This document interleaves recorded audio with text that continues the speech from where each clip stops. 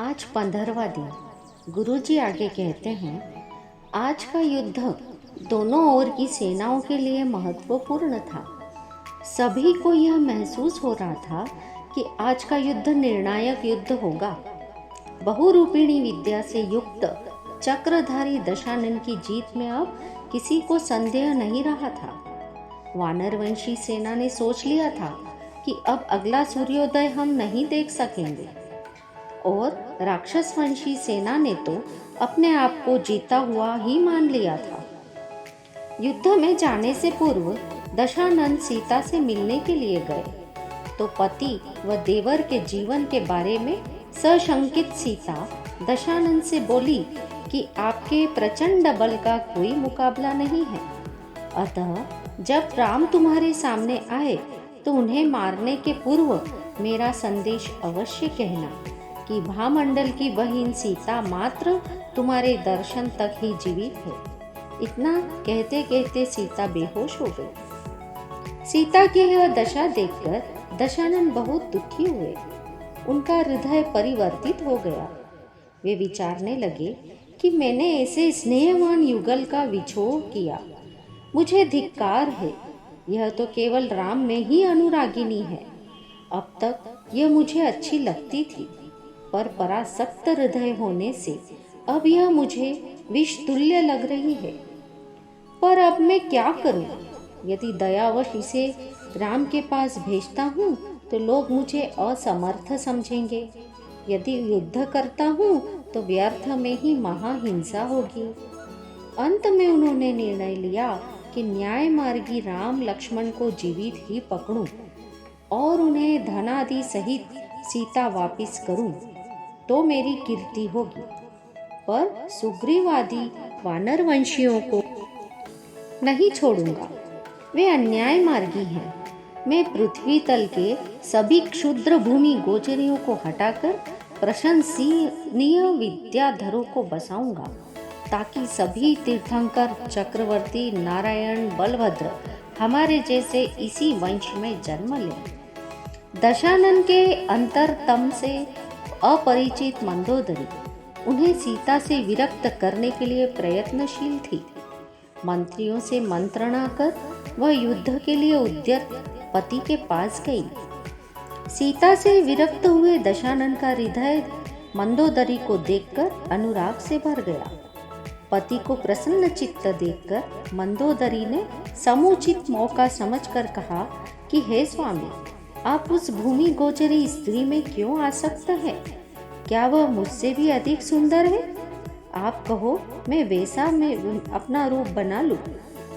दशानन बोले, तुम मुझे ऐसे ही अच्छी लगती हो, फिर अन्य रूप धारण करने की क्या जरूरत है?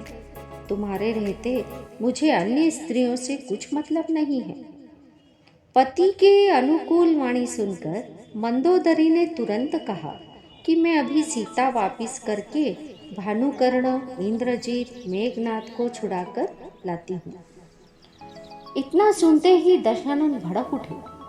वे कहने लगे, राजा मय की पुत्री और सम्राट दशानन की पटरानी में ऐसी कायरता कहाँ से आई? बहुरूपिणी विद्या से युक्त मेरी विजय के बारे में आज तो शत्रु पत्नी सीता भी आश्वस्त है, फिर तुम क्यों सशंकित हो? मंदोदरी बोली, आज प्रातः से ही मेरा मन उद्विग्न है, चित्त अशांत है। अब शकुन भी बहुत हो रहे हैं। निमित्त ज्ञानियों ने भी आपकी मृत्यु जनक की पुत्री और दशरथ के पुत्र के निमित्त से बताई थी। सीता जनक की पुत्री है और राम लक्ष्मण दशरथ के पुत्र हैं। लक्ष्मण ने कोटिशिला भी उठा ली थी। शास्त्रों में बलभद्र और नारायण के बारे में आता ही है। लगता है ये दोनों भाई ही बलभद्र व नारायण हैं, और आप प्रतिनारायण हैं ही। यह तो आप जानते ही हैं कि प्रतिनारायण नारायण के हाथ से मारा जाता है, अतः मेरा चित्त आशंकित है। दशानन ने कहा, नाम नारायण रखने से कोई नारायण नहीं हो जाता। मैं अपने बाहुबल से युद्ध में जीतकर अपने भाई व बेटों को छुड़ा कर लाऊंगा। जीवन में सत्य को समझना व स्वीकार करना कठिन नहीं है, परंतु उस सत्य को किसी से कहना कठिन है। दशानन की भी यही दशा थी। सीता उसकी नहीं हो सकती, इस सत्य को उन्होंने भली भांति समझ लिया था। वे सीता राम को वापस भी करना चाहते थे, पर वे इसे सबके सामने स्वीकार नहीं कर सके। उन्हें राम को युद्ध में जीतकर सीता वापस करना मंजूर था, पर हार कर नहीं। संधि करने में वे अपनी हार समझते थे, अपने को अपमानित महसूस करते थे। यही कारण है कि पटरानी मंदोदरी के संधि प्रस्ताव से वे भड़क उठे और युद्ध के लिए चल दिए। दशानन बहुरूपिणी विद्या से निर्मित ऐन्द्र नामक रथ में बैठकर युद्ध मैदान में पहुंचे। विशालकाय यह रथ दूर से पर्वत का भ्रम उत्पन्न करता था। अतः आश्चर्यचकित राम ने अपने सैनिकों को पूछा कि स्वर्णमयी शिखरों से अलंकृत दैदीप्यमान यह कौन सा पर्वत है?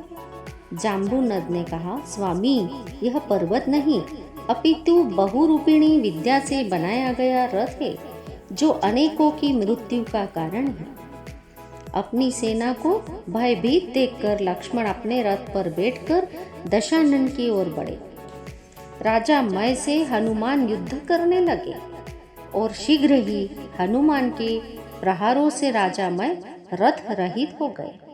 यह देखकर दशानन ने बहुरूपिणी विद्या से रथ बनाकर राजा मय के पास भेजा। इस पर सवार होकर राजा मय ने हनुमान के छक्के छुड़ा दिए। हनुमान को हारते देखकर भामंडल उनकी सहायता को आए, पर राजा मय के सामने वे भी अधिक देर न टिक सके, तो सुग्रीव उनकी सहायता को आए। सुग्रीव के हारने पर विभीषण आए।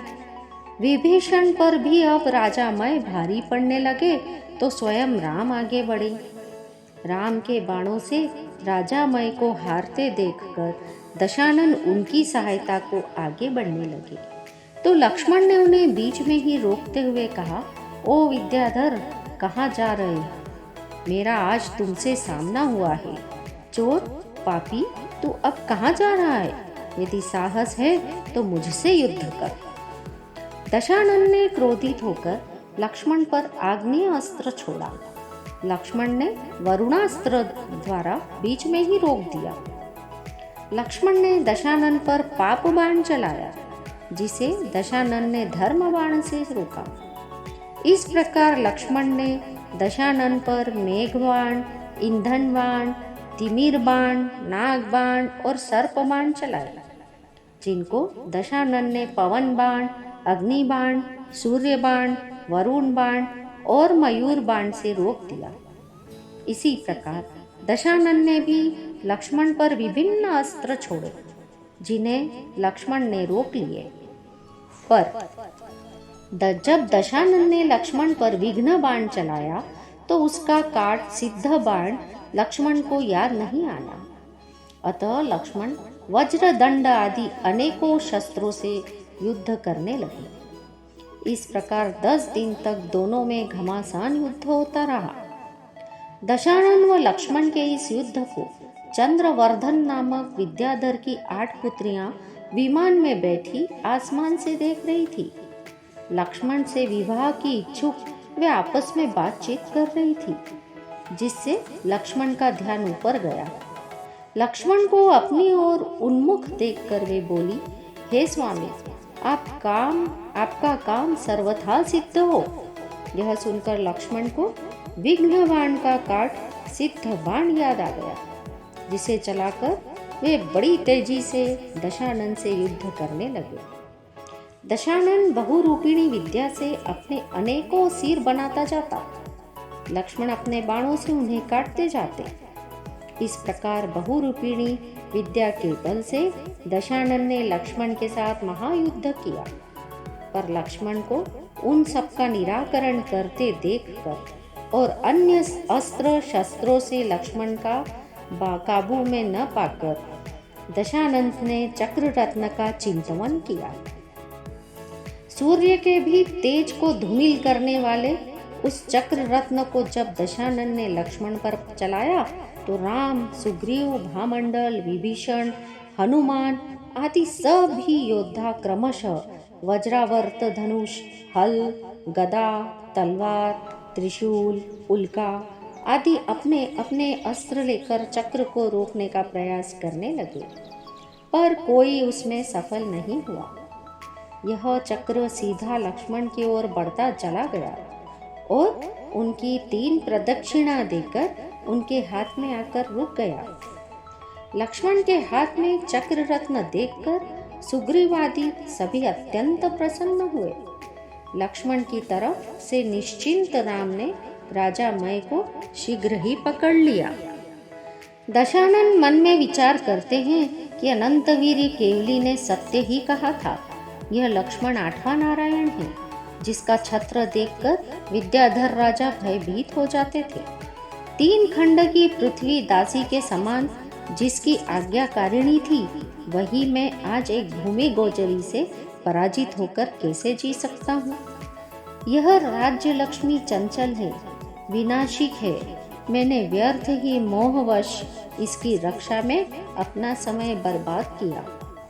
दशानन की विचार श्रृंखला लक्ष्मण की गर्जना द्वारा भंग हुई। लक्ष्मण कह रहे थे कि अब भी यदि तुम राम की अधीनता स्वीकार कर लो तो जो का तो तुम्हारा राज्य तुम्हें मिल जाएगा। चक्र लक्ष्मण के हाथ में जाने पर दशानन को अपनी मृत्यु में संदेह नहीं रह गया था, पर उन्हें ससम्मानित मौत मंजूर थी, अपमानित जीवन नहीं। अतः उन्होंने राम की दासता स्वीकार करने की अपेक्षा युद्ध करना ही स्वीकार किया। दशानन द्वारा राम की दासता स्वीकार न करने पर लक्ष्मण ने दशानन पर चक्र चलाया, जिसे दशानन ने चंद्रहास, खड़ग आदि अस्त्रों द्वारा रोकने का प्रयास किया, पर वह किसी अस्त्र से न रुका और दशानन का मर्मस्थल छेद दिया। जिस व्यक्ति की मृत्यु जिस समय जिस निमित्त से होनी होती है, वह उस समय उसी निमित्त से होती है।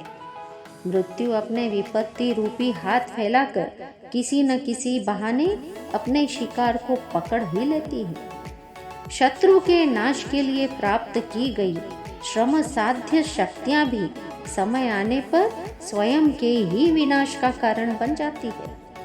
दशानन के साथ भी वही हुआ। दशानन द्वारा लक्ष्मण पर चलाया गया चक्र रत्न ही उसकी मृत्यु का कारण बना।